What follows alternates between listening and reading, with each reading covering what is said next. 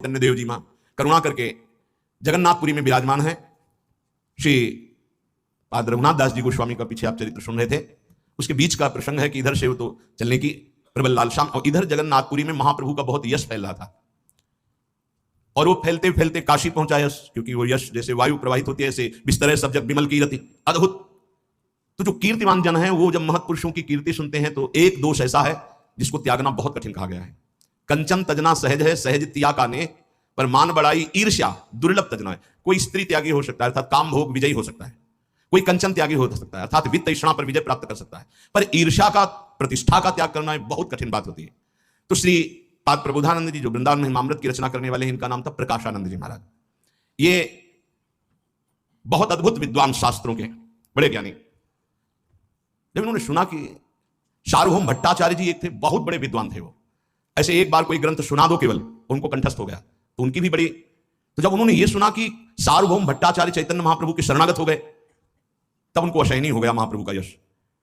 कि दंडी सन्यासी जो कृष्ण कृष्ण कह के नृत्य करते हैं, कोई वेदांत चर्चा नहीं करते बैठ करके, कोई विद्वत सभा में नहीं बैठते हैं, और इतना बड़ा विद्वान सार्वभौम भट्टाचार्य उनके घुटने टेक करके शरणागत हो गए, तो पचा नहीं उनको, और यश तो फैल ही रहा था। सार्वभौम भट्टाचार्य की प्रतिभा को वो जानते थे, उनके पांडित्य को जानते थे, तो उन्हें आश्चर्य हुआ कि नवीन अवस्था का युवक ये श्री कृष्ण चैतन्य सन्यासी कितना विद्वान है, कितना ज्ञानी होगा, ऐसा कैसे हो सकता है। सार्वभौम भट्टाचार्य शरणागत हो गए।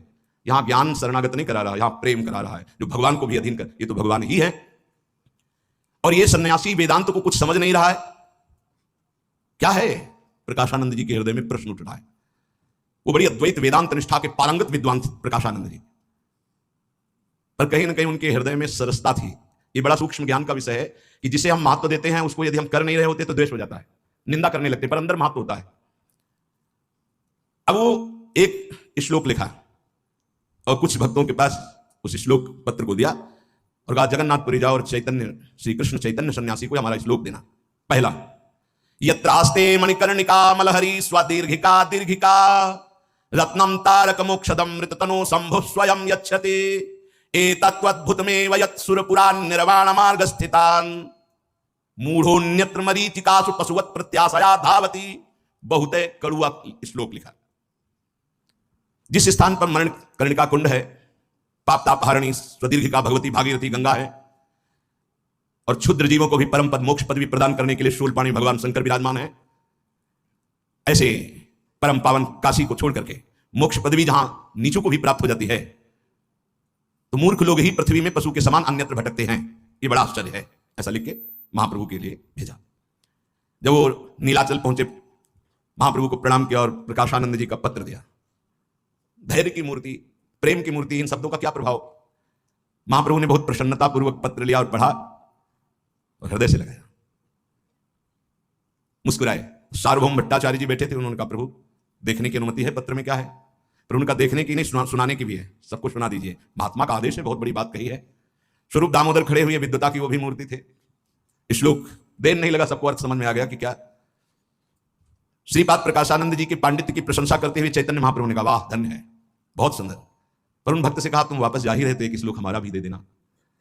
महाप्रभु चैतन्य देव ने श्लोक उत्तर में भेजा। घरमांभू मणिकर्णिका भगवतः पादांबु भागीरथी काशी नाम पतिरर्धमेव भजते श्री विश्वनाथ स्वयं। एतस्यैव हि नाम शंभु नगरे निस्तारकम तारकम तस्मात् कृष्ण पदाम्बुजम भज सखे श्रीपाद निर्वाणदम। तुम जिस मनकर्णिका की बात कर रहे हो, तो जिनके पसीने से उत्पन्न हुआ है मनकर्णिका कुंड, जानते हो कौन है? श्री कृष्ण है। धर्मांभु मनकर्णिका भगवता पादाम्बु भागीरथी, और जिन भगवती भागीरथी गंगा की महिमा तुमने लिखी वो जानते हो कौन है? श्री कृष्ण के चरण धोवन चरणामृत, जिसे तुम्हारे महादेव सिर पर धारण करते हैं। काशीपति भगवान विश्वनाथ,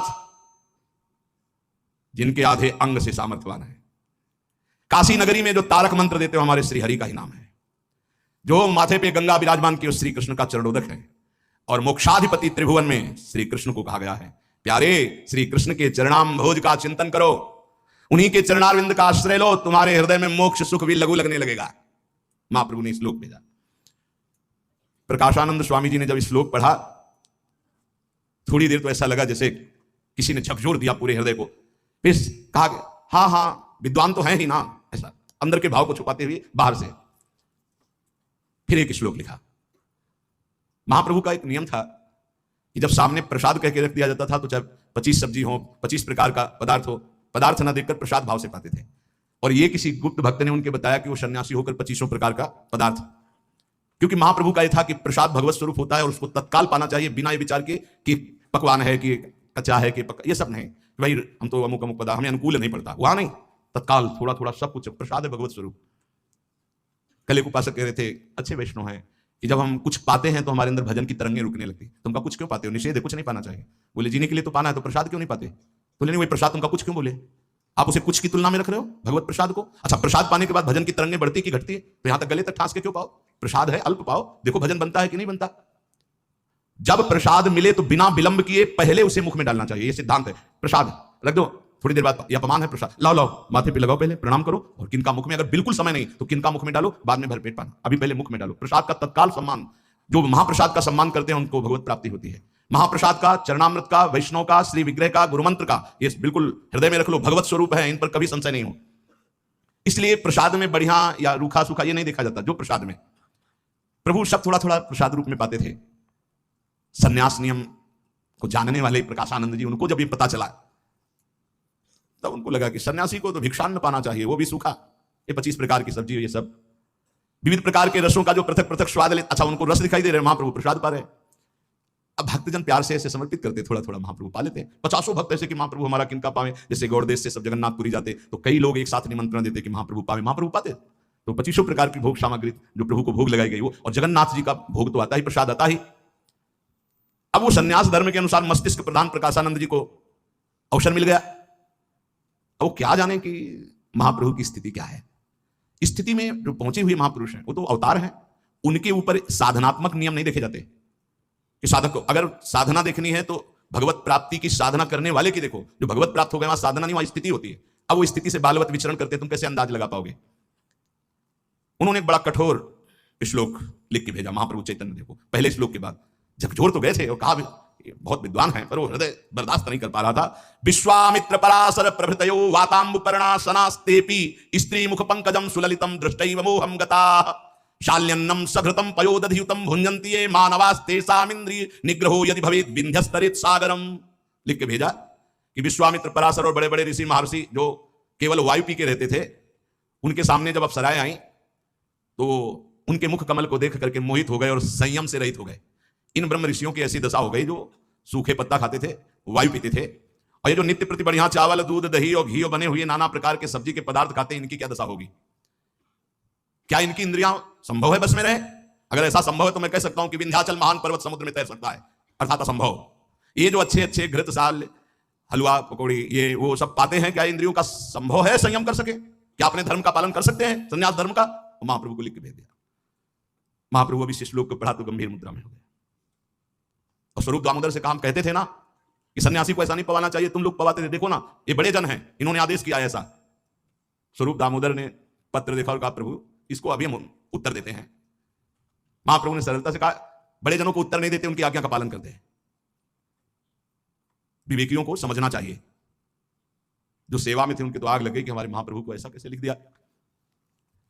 अगर ये इतने बड़े विद्वान हैं तो क्या महाप्रभु की स्थिति नहीं जानते हैं? महाप्रभु ने कहा, इंद्रियां बड़ी बलवान है, वो ठीक कह रहे हैं, विद्वानों को भी अपनी तरफ खींच लेती हैं, वो ठीक कह रहे हैं, उनकी बात माननी चाहिए।